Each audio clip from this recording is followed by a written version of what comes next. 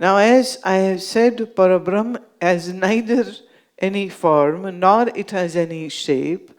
So if I say you should meditate on God, then people are bamboozled. On what? Because I have already said that it is no name, no form, no shape. Now, how would you meditate? How would you focus? For a Krishna devotee, it is the Krishna's form. For a Sikh, it might be the Guru Nanak or Guru Gobind Singh. But if I say to any Sikh that you should meditate on Akal Purakh, what will be the shape or then what will be the form?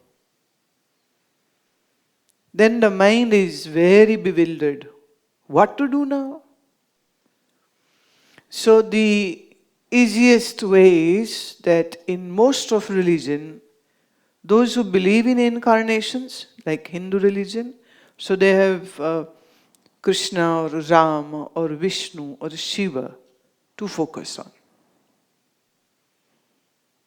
Now, Sikhs don't believe in incarnation of God. So what do? Two things. Either some of them, because the mind needs something to rely upon. Something. So some Sikhs, out of devotion, they will have a picture of Guru Nanak in their mind. But well, then that is not Akal Purakh as per Guru Nanak. Then the second option which many Sikhs use is, and that is, they will focus on Vaheguru word. But you know, every word is a formation done with some alphabets. And alphabets have shape and form. So anything which has a shape and a form is not about God then. I know the hardcore traditionalists and conservative people will have heart attack when I will say this, that even focusing on Vaheguru word is not meditation. And all hardcore Hindus too will have a heart attack when I will say that meditating on Om is also not meditating on God. Because Om too has a form and Om too has an image. There is a shape, there is a way you write it.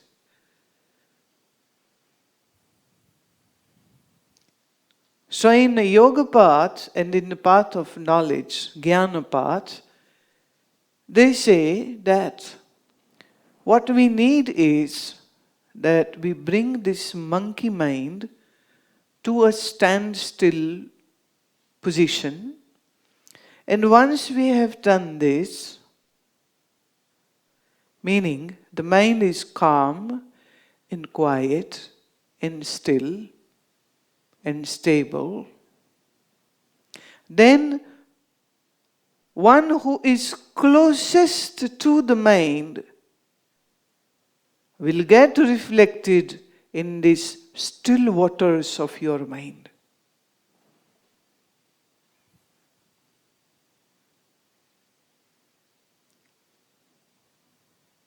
We don't have to do anything else. Just bring a standstill state of mind, meaning no thoughts, no feelings, no memories. And you know what? Like now when you were sitting and you were doing the practice which I gave you, as the mind goes into relaxation, the slumber takes over. The sleep takes over. Because your mind knows only one thing, and that is sleep. And in sleep, the mind is relaxed. So whenever the mind is relaxed, sleep comes in. And in a yoga path, this is considered to be the biggest obstacle to a sadhak. Because where your mind will be calm, sleep comes in. And it comes so gently that your mind is so smart, it works on multi-levels. The conscious mind will doze off, and the one part of mind will have the feeling, oh, I am meditating so beautifully today.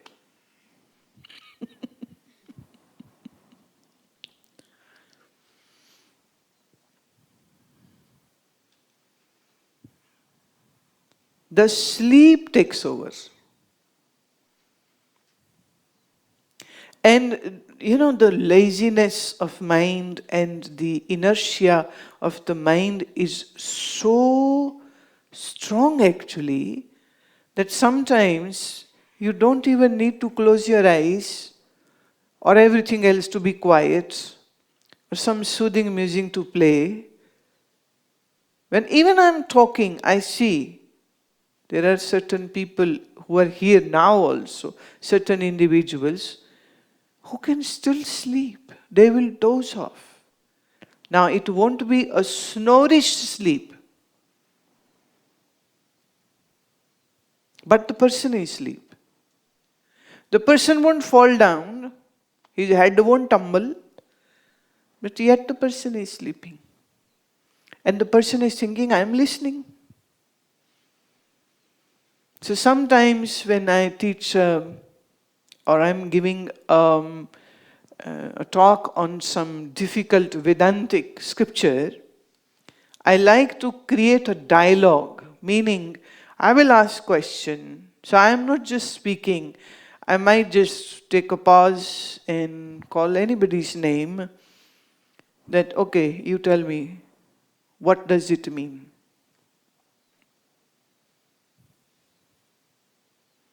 Now again the ego is going to come into the play, into the scene.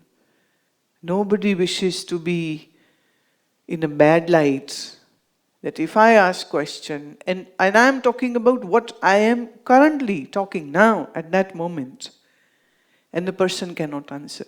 Because this will be a poster for everybody that she was sleeping or he was sleeping.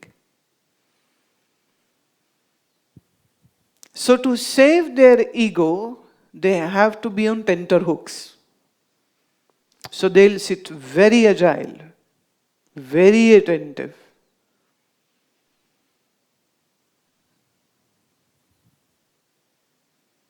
I have many arts in my sleeve, which I use when I have to.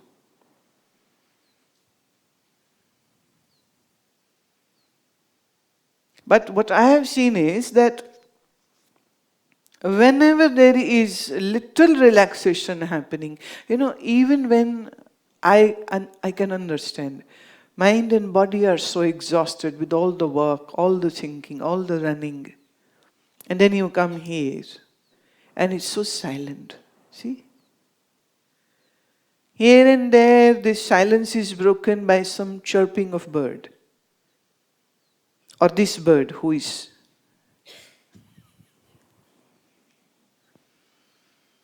It's silent, it's relaxed, it's quiet, it's tranquil.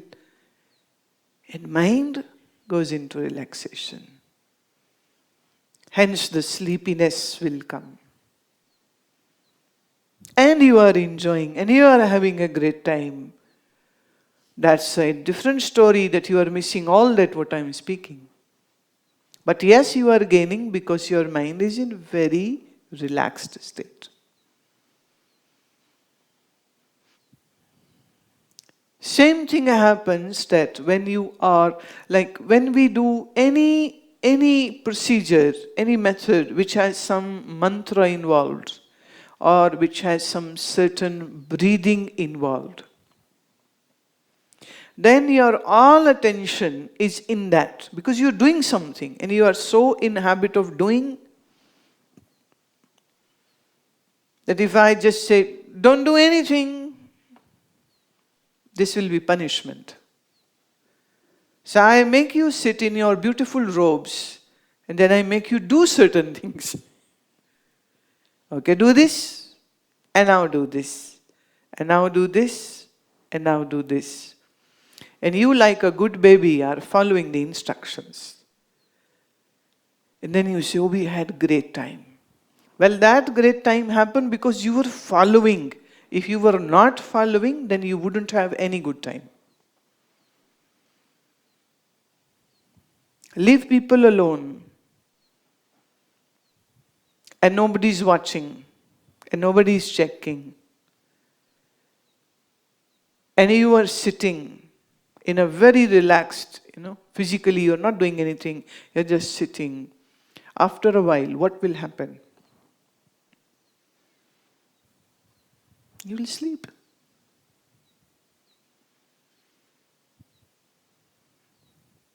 Because unfortunately, sleep is the only place where your mind gets some relaxation. Otherwise, it is thinking, making strategy, and planning, and organizing. And, at one time, people had those small gadgets which were called organizers. Then these organizers became part of the mobile phones. So then nobody is carrying that gadget because the mobile phone has all the gadgets now. But actually it is not the phone which is working.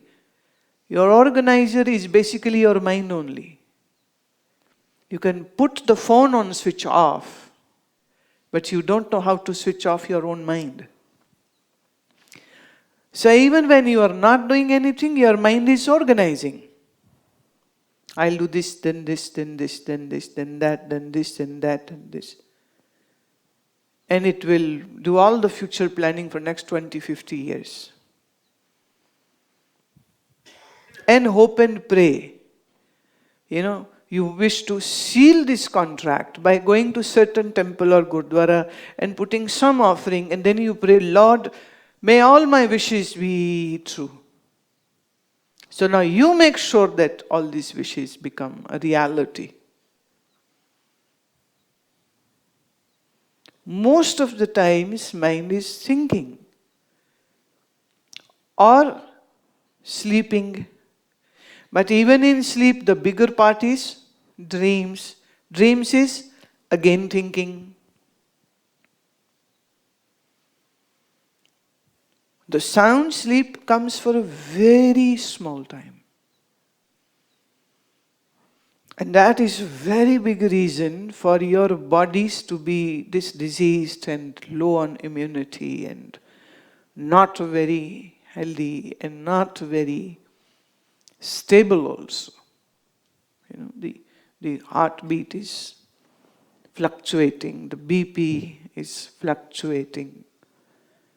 The ECGs are going off and on. The graph is going up and down, again fluctuating.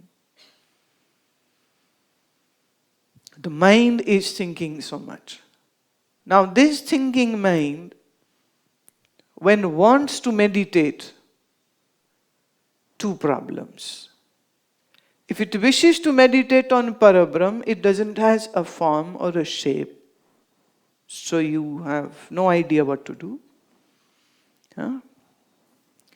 And the bigger problem is that your mind doesn't know how to stop thinking. So this is the biggest hurdle. So what to do?